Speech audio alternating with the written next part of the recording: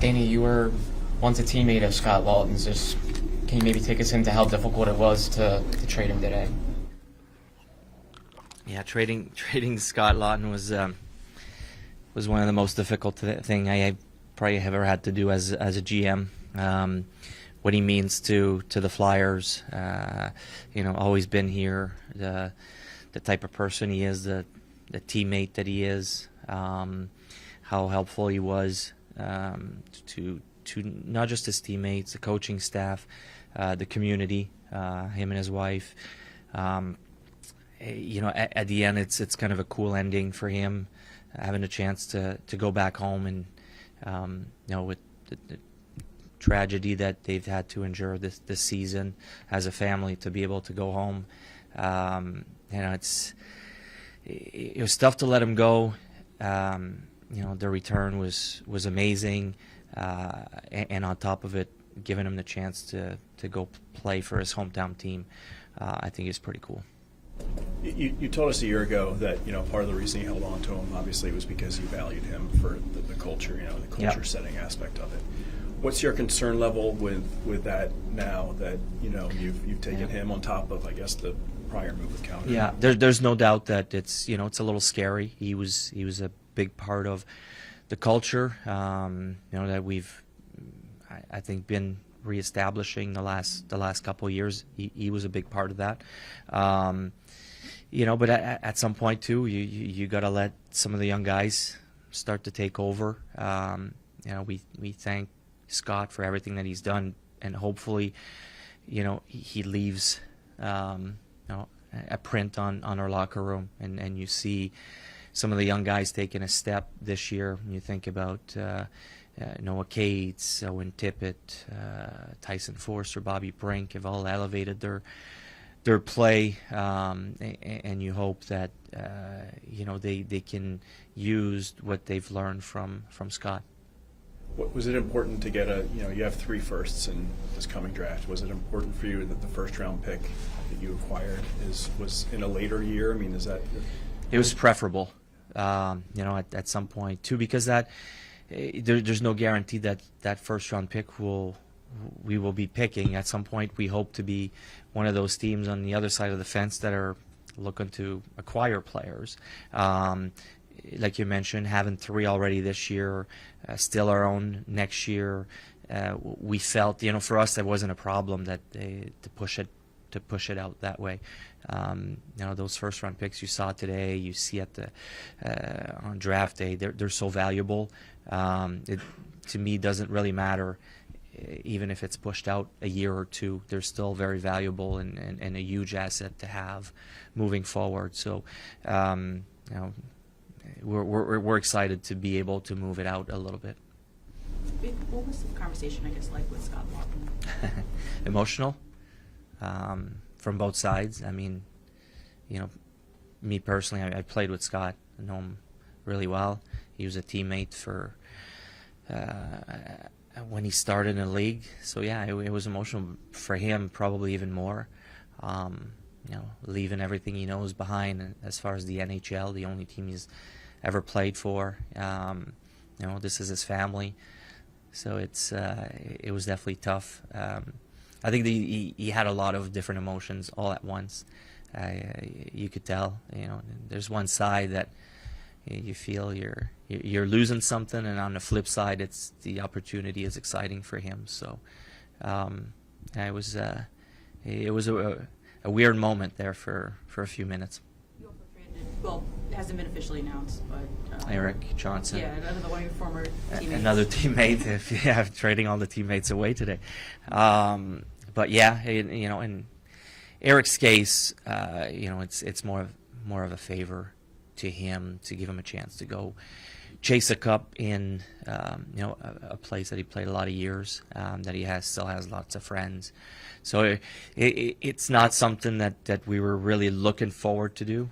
It was more for him to give him the chance to chase it one more time, maybe more. Can you confirm the return with Giovanni Smith? Yes, that's correct. Yes. What can you tell us about the prospect you're getting from Toronto? Why was he someone that you were actively targeting, or how did that all kind of? Yes, he was. He was one of their prospect that we really liked. And when you're talking trades with other teams, I'm not. It's not just by myself. We rely on our team of scouts, guys that travel rinks and watch these players play. And our guys were really high on him. Got excited when his name started, being mentioned as a possibility. He was definitely a target for us. They valued him more than a third-round pick. So that's how this one got done. He's going to go to the AHL, you said. To start with, that's the plan. But I don't know how soon he's going to play, but we certainly see him as a future Flyer. Without getting into specifics, did you get many phone calls for other players that maybe weren't on that rumor circuit? Yeah, there's a few names that came up. Most of the time it's just teams checking, hey, are you doing this, are you doing that? Would you consider this guy or that guy? There's a few other names that were talked about. I don't think I got really anywhere or anything serious with anybody else. And to be honest with you, Kuzmenko kind of came out of the blue today. And that just made sense. It's not like we were shopping him, but he's an unrestricted free agent. There's a need and a fit there with LA, and kind of worked for us as well. So that one got done pretty quick. Danny, I gotta imagine Scott Laughton had a ton of interest. Are you willing to say just maybe how many teams or how many calls you got on him? It's tough to tell, how many teams were serious because teams they're trying to figure out if, first of all, if he's available and what's the price range. Some teams, and it's like anything else, they don't want to show too much interest. So it's really tough to tell. I probably talked to 14 or 15 teams on him along the way, even some teams that were not in the playoffs for a different reason. They had some interest. So there's a lot of interest. It's really hard to tell how serious it was for how many teams. The reports were that the bar was really high for Ristolainen in particular. What I guess makes him so? And Torts has talked about him too, right? Yeah. How much he loves the guy. It seems. What makes him so valuable? I guess to the current group and where you guys are at. Well, his play mostly. The way his play just keeps improving. Since when? He at first it was a little tough, but under this coaching staff, and I know he's dealt with an injury last year, but under this coaching staff, his play just keeps getting better and better. And it's no secret that we'd like to get in the playoffs this year, no doubt about it. Hopefully next year we can take a run at it. And we see him as a guy that you get in the playoffs, he becomes very, very valuable. I know he's never played there, but the type of hockey that he plays, the physicality, the size that he brings, and now on top of it, the way he plays with his stick, the way he skates the puck out of trouble, he's chipping in offensively. He's a guy that when you're on the ice against him, you're on your heels a little bit. You got to be aware where he's at all times. So it's just his play. His play has been just keeps improving, getting better and better. We feel if we traded him out of our top 6, or you could say top 4, it would leave a huge hole. And that's why we never considered anything serious, and teams were just not willing to pay what we felt the return is on him for us. I guess following up on that with Ristolainen, you guys have a number of young defensemen down in the minors that are closing in on NHL readiness. How do you go about getting them chances at the NHL level if there are no spots available at the NHL level for them to play? Well, when they're ready, we'll make room for them. An example of that is now Emil Andrei's on his way up. will rejoin the team. And Emil is earning it the hard way. And he'll probably be here for a little while now. I would expect him to be here till the end of the year. But you have to earn it. You have to play well to get that recall, and we will make the hard decision to make room when guys are ready.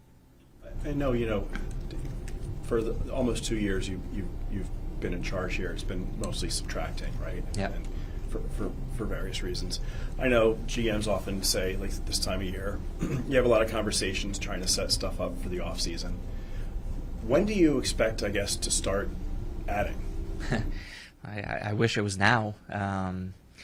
Again, the team will let us know. I think we're getting closer and closer.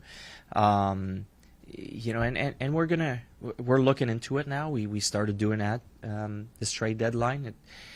It wasn't quite the right time, but more importantly, it's finding the right player. It's not just the timing of it. It's finding the right player. We've seen that in the past here. We've seen that from other teams when they decided, it's one thing they decide, okay, it's time to do it, and they add the wrong player, and that's what we're trying to be careful with, making sure we bring the right players when the time is right. So it's a combination of both.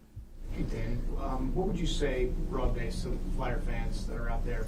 Have things progressed the way that you kind of envisioned them while coming in here? You got to take it a little slow, you assess it, and then go from there. Yeah. What would you say to fans out there that are kind of unsure about where things are right now? What I would say is that we're in a really good spot. It's probably progressing a little quicker than that I even expected. Some of our young guys are stepping up. You look at the play of Mishkov, Cates' line, and I know Urson has had a bad game against Calgary, but he's taken a step since Christmas. So there's a lot of positives. We're getting younger and younger as a team, and I think after I'm almost scared to look at our age group after today, but we're definitely going to be near the top of the youngest group in the NHL. So to me, that's exciting. We're going in the off season with 7 picks in the top 50 at this point, or right around there. That's exciting, and that group. And we've said there's 3 groups of draft, starting with Mishkov's draft, Luchenko, and then this year's draft.